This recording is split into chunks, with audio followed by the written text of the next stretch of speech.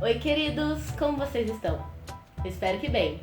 Eu sou a Jéssica Macedo, atriz e artista orientadora da Fundaz de São Sebastião. Sejam bem-vindos à minha primeira videoaula de teatro. Essa é uma série de vídeos que vou fazer para a gente dar continuidade às nossas aulas de teatro. Nesse nosso primeiro vídeo, como vocês já devem ter visto no título, vamos falar sobre a história do teatro. Bem, a história do teatro ocidental. Vocês vão perceber que vai dar umas mexidinhas no vídeo, mas a gente vai seguir em frente assim mesmo. E antes de começar, eu vou avisar que as referências bibliográficas, a pesquisa que eu fiz para fazer essa aula, está na descrição do vídeo. Então, sem mais delongas, vamos começar essa história.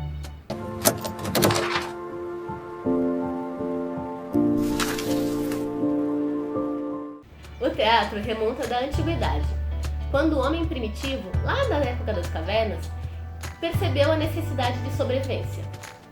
Ele estava rodeado de forças que ele não conhecia, forças desconhecidas. Ele não entendia muito bem, na verdade nada bem, porque um dia fazia sol e no outro tinha tempestades gigantescas. Então, depois de desenvolver o convívio em grupo, ele começou a tentar se comunicar com essas forças desconhecidas por ele. Ele acreditava que essas forças eram divindades. Aí surgiram os rituais. Aí uma curiosidade, essa comunicação que eles faziam com as divindades era chamada de religare, ou seja... esqueci. Atender um chamado. Atender um chamado, que é uma das origens da palavra religião. Esses rituais eram representações mímicas e sonoras com a utilização de trajes, pintura facial e corporal, danças, música, canto, tudo para dar a ideia desse ritual. Surge uma série de rituais e depois que o homem passou de nômade para sedentário, ele começou a fazer plantações e colheitas, esses rituais passaram a ser uma forma de agradecer aos deuses pela colheita e ganharam uma forma que seria sempre repetida.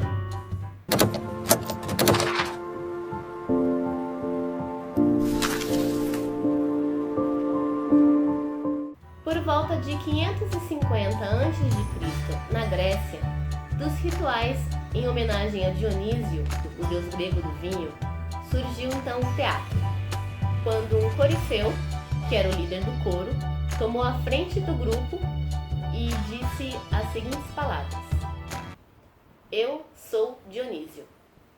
Esse corifeu era Testes e se tornou então o primeiro ator da história. Isso nunca havia sido feito, porque antes sempre os rituais eram em terceira pessoa.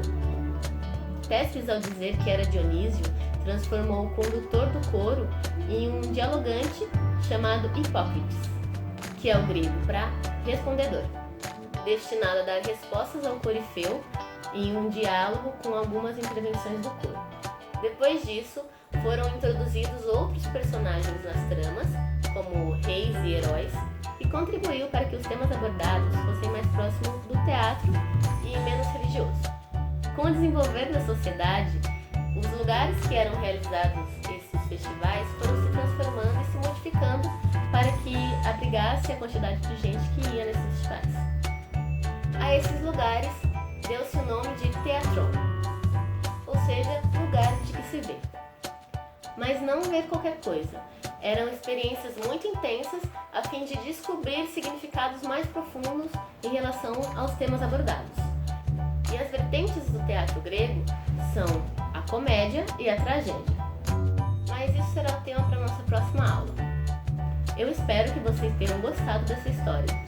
E nas nossas próximas aulas iremos falar sobre tragédia e comédia.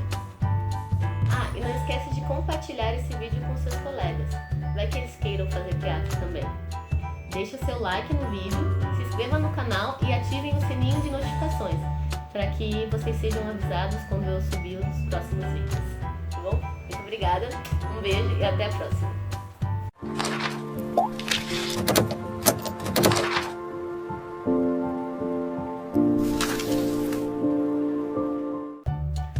meus queridos, como vocês estão? Eu espero que bem. Eu sou a Jéssica Macedo, atriz e artista orientadora da Fundas de São Sebastião. Sejam bem-vindos à segunda parte do nosso vídeo sobre a história do teatro. Como aprendemos na última aula, o teatro surgiu na Grécia durante as festividades em homenagem a deus Dionísio, o deus grego do vinho. Esses festivais em homenagem a Dionísio ocorriam em lugares que foram modificados com o tempo e passaram a se chamar teatron, que significa lugar de onde se vê. Lá ocorriam experiências intensas para a gente descobrir novas coisas, significados mais profundos a tudo. Pra gente, como se eu estivesse lá. Esses festivais duravam o dia todo e acontecia durante 7 dias.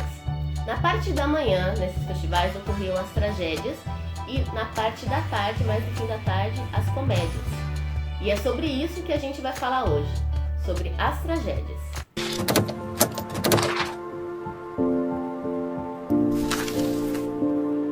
Tragédia, que vem do grego tragus oedia, onde oedia significa canto e tragus bode, ou seja, canto do bode.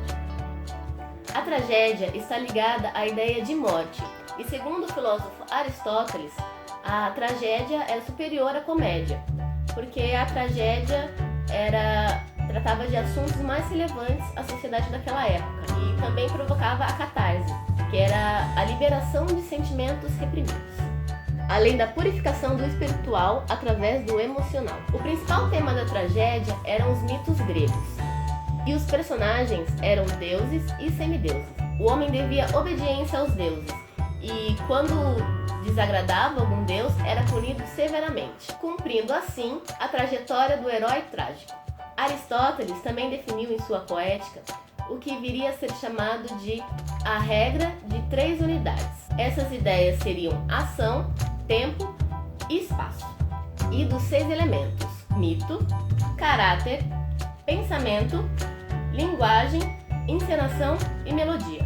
Das 3 unidades, o tempo levava a ideia de que cada encenação não podia passar de um período solar, ou seja, 24 horas. A unidade de espaço levava em consideração apenas um cenário, e mover de um cenário para outro poderia causar confusão e distrair o público em relação ao tema, né? Apenas uma tragédia é conhecida por ter mais de um cenário, que é Ajax, de Sófocles. A unidade de ação está ligada que a peça deveria ter um único tema, com início, meio e fim. Vamos agora definir os 6 elementos. Mito entende-se com a composição de atos. Deve-se seguir à risca as histórias que ocorrem no plano real. E é aí que é construído o enredo da peça, cuja trama busca basicamente conseguir a atenção do espectador. Fala galera, eu sou a Jéssica do futuro e enquanto eu editava esse vídeo eu percebi que alguns arquivos foram corrompidos. Então a partir daqui vocês vão perceber algumas diferenças em relação ao começo do vídeo, em questão de enquadro e luz. Eu peço 1000 perdões, mas se o mundo inteiro fosse perfeito, não haveria cachorro-quentes, como diz o grande sábio Greg Universo. Então eu peço desculpas novamente para vocês e continue assistindo. Eu espero que vocês gostem. Caráter entende-se dizer do personagem se ele tem tal ou tal qualidade, o que revela certa decisão ou, no caso, dúvida, ou um fim preferido ou evitado. Ou seja, é a personalidade da personagem. Pensamento torna subjetivo todas as concepções artísticas. Deve ser enquadrado à época, ao gênero do público e ao objetivo das argumentações. Isso inclui todos os efeitos produzidos mediante a palavra. A linguagem deve ser engajada para que motive o público a assistir até o fim da trama.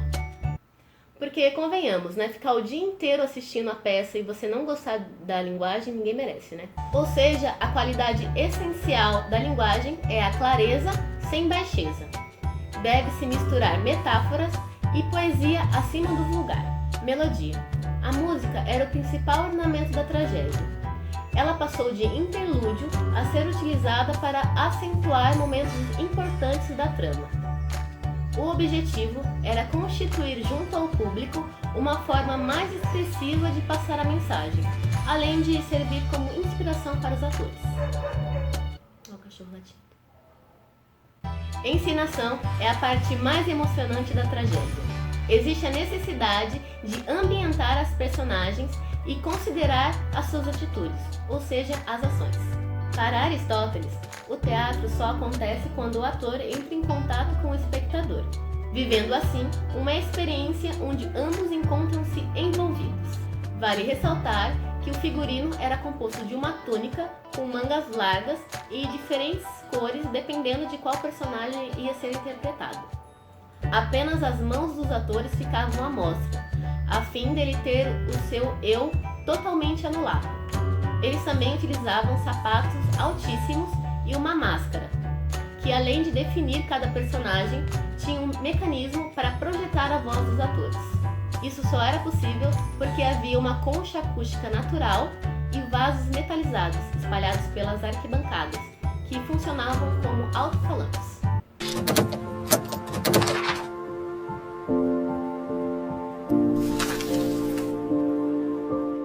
Os principais autores conhecidos são Ésquilo, Sófocles e Eurípides.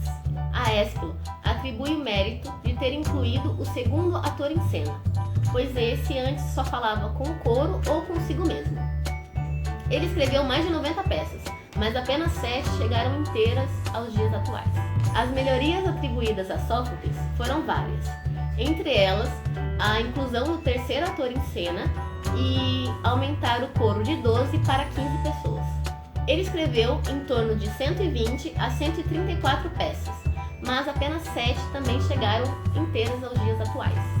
Eurípides escreveu em torno de 95 peças, e foram poucas suas contribuições para o teatro. Uma delas é a criação de um mecanismo para a aparição de deuses. Então essa foi a aula de hoje. Mas não acabou ainda. Eu quero passar para vocês uma tarefa. Dos 3 autores que eu citei aqui, vocês vão escolher um e trazer pra gente no grupo uma peça que eles escreveram. Se você não faz parte do grupo do WhatsApp, você pode deixar aqui na caixa de comentários, ou eu vou deixar o meu e-mail pra gente conversar sobre isso.